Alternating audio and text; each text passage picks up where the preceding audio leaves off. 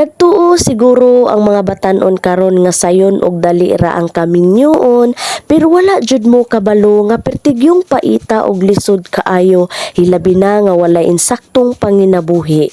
Sa panahon nga ulitaw og dalaga pa ka, ang imong gusto mapalit, pero pag minyo na ka, ang imong gusto tua na sa imuhang mga anak mapadulong.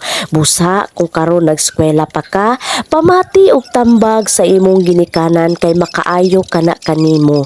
Panahon nga makahuman kag eskwela, makabaton ka og maayo nga trabaho, pwede na dayon ka magbuo og pamilya, pero karong samtang batan-on og litaw pa ka, pagtarong og eskwela, pamati sa tambag sa imong mama ug papa aron nga magmaayo ang imong ugma kauban ang imo nga himuon nimong buuhon nga pamilya.